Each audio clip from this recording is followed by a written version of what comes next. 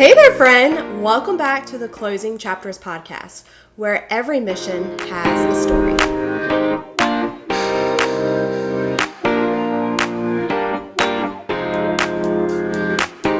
The thing that we were concerned about, and this is something that I talk to my clients about too, is congruency. Okay, so my house looks different than the majority of everything else in my neighborhood. When an appraiser comes along, are they going to choose properties in my neighborhood and try to make it match my house? Or are they going to be willing to go across the street and find my same exact house? Hey, friends, welcome back. I am so glad you are here today. This one is pretty personal. So, we are going to talk about how we just sold one of our personal properties back in March and why we sold it and all of the details and numbers, everything in between. So, let's go backwards. What property did we sell? We sold the personal residence that we purchased in Tennessee when we were stationed there.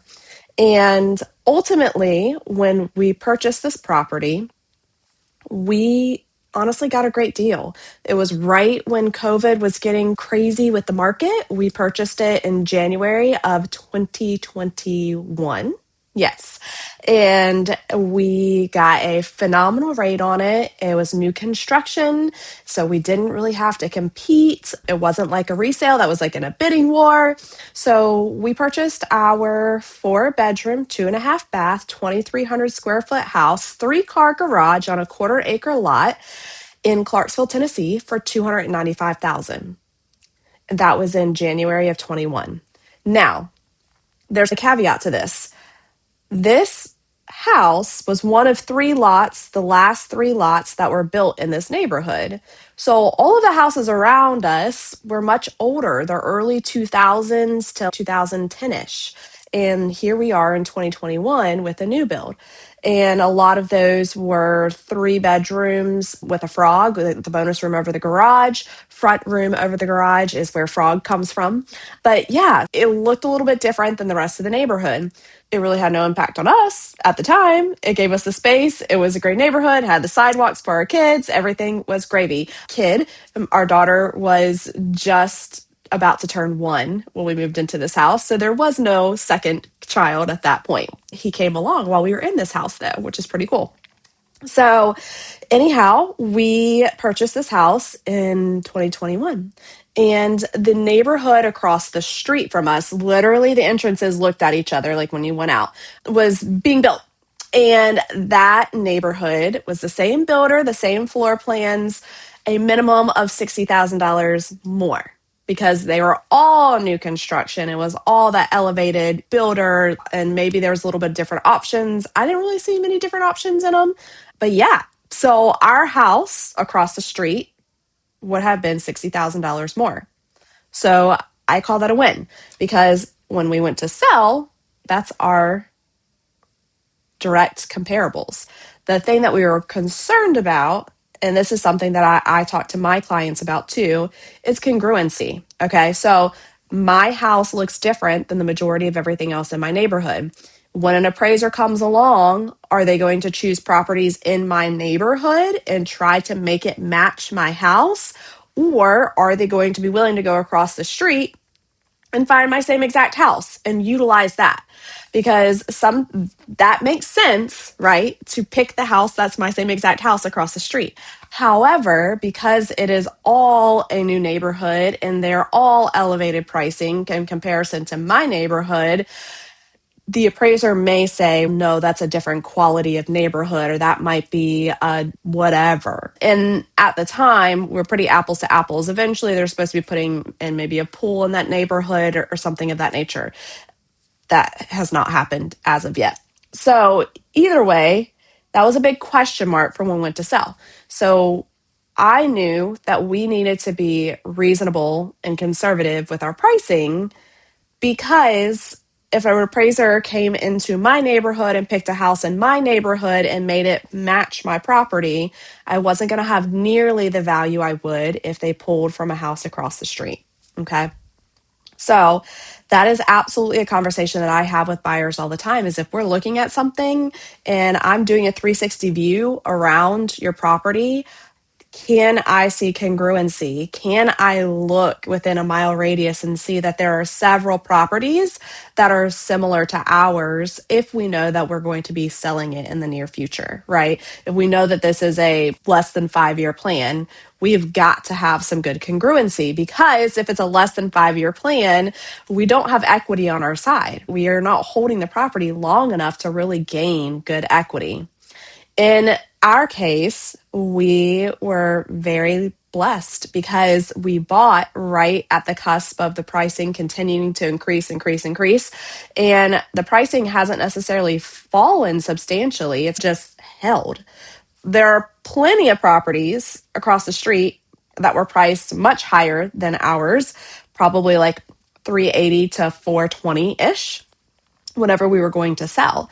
But I said, hey, we need to be reasonable. So when I looked at the numbers and when my husband and I were planning to sell, I pulled properties from across the street and from in our neighborhood and made them both match and looked and said, okay, where's our middle ground?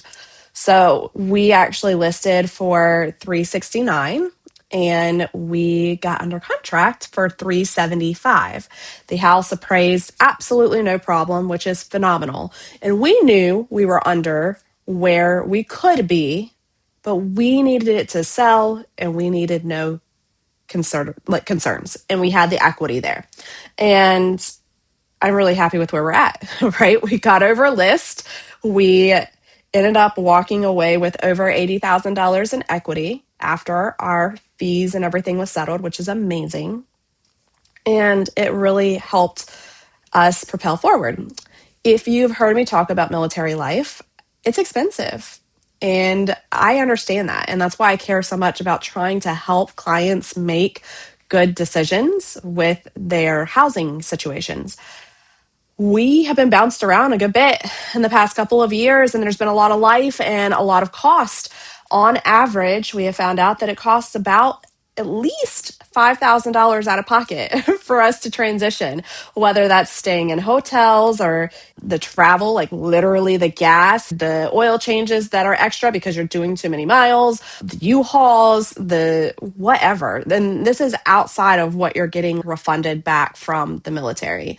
And other people might have a better way of doing it and making it so that they're getting paid back.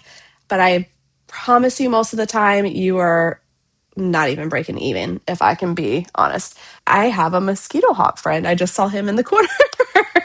We had our window open last night. Can you tell?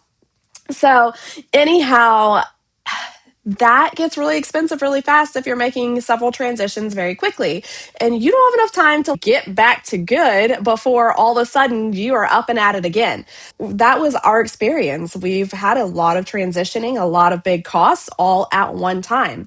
And our initial intention with this property was that it rented very well and had margins. So we were going to hold on to it until my husband retired. And then that was going to be a year's worth of his salary, like upfront sitting in the bank. And we were going to have flexibility. That was Brittany's plan. That was my like, hey, this is our savings plan. And I'm so excited that we're going to have this in our pocket to be able to afford that flexibility for when retirement comes. Okay.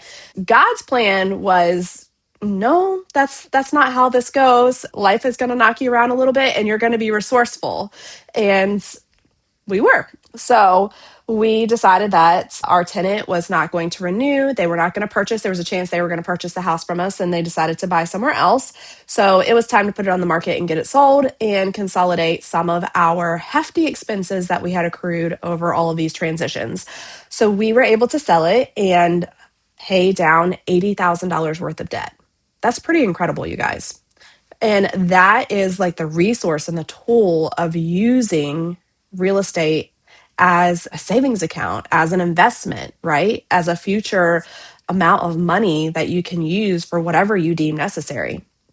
So we ended up finding out too, we started comparing things. And this is a word to the wise. I am not a financial advisor and we are learning along the way. But sometimes we're so blind to things, we just pay the statement, or we just do the minimum payment, whatever we can do at that given time. And we don't go digging into it. And we were making some comparisons because we needed to make a purchase. And we were saying, okay, do we want to hold on to this cash and make that purchase with cash, or do we need to continue to pay down some of our debt?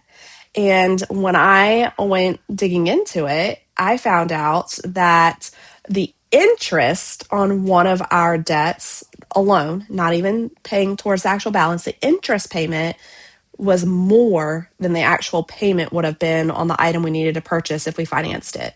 So automatically that made our decision, right? We were like, nope, we're chunking the cash towards that debt and getting that interest down. And it's still going to be like the payment that we're going to take on is going to be less than what that interest alone was. So there's a lot of times where like we just are in the motions and we just move forward and do the best we can with what we have at that given moment. And we forget to sit in it and look at it and really say, okay, what is dragging me down? What is costing me the most money?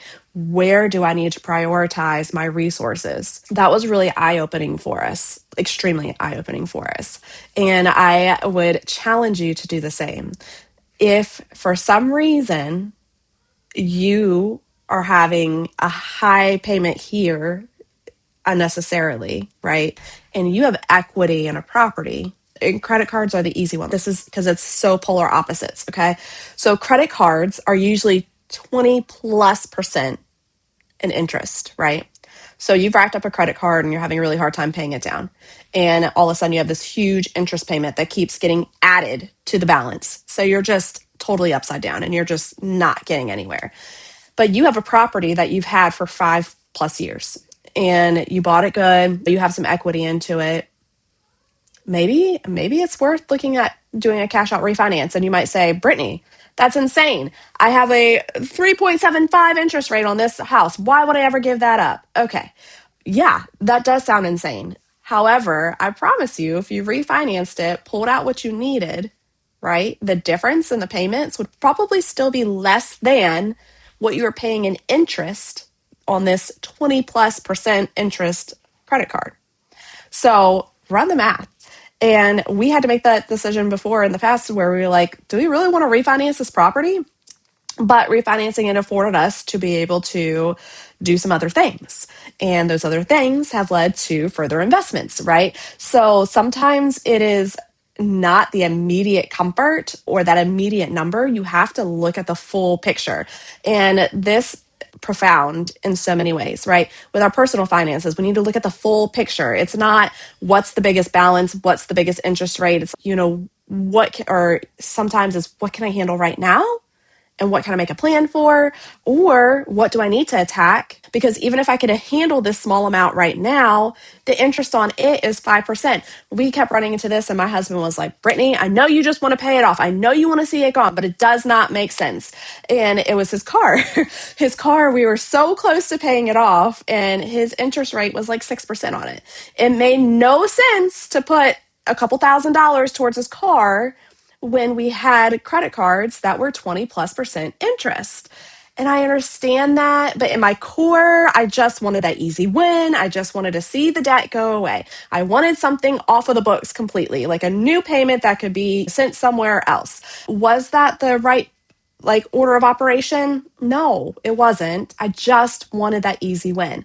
Word to the wise that the easy way is not always the right way, the best way. And we know that. Take the path less traveled. Make sure that you are actually looking at the full picture and making the difference where it's going to count. Now, let's bring this back to the real estate page, okay?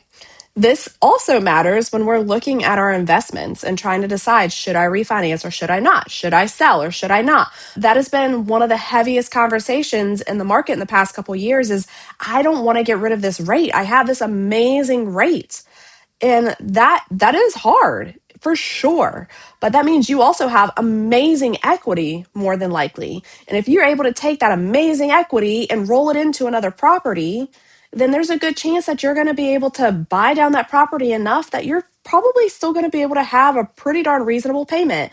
Or you have the cash that if you just want to go bonkers and buy down the rate as low as you possibly can, go for it. Do that. So I think sometimes we forget that we have leverage, right? Not only do we have this awesome rate, but we have leverage. Now, let's say you don't want to get rid of that rate. Maybe that means that we're pulling out a HELOC and being able to utilize that to be able to move forward with another property and keep this property as an investment, because you do have a low rate, you do have a low payment. It will cash flow easily compared to a lot of other people in situations where they had to buy high with high rates, and now all of a sudden they cannot turn it into an investment very easily, because that is the true reality right now. So you have options. It does not mean you have to stay stuck in your bubble.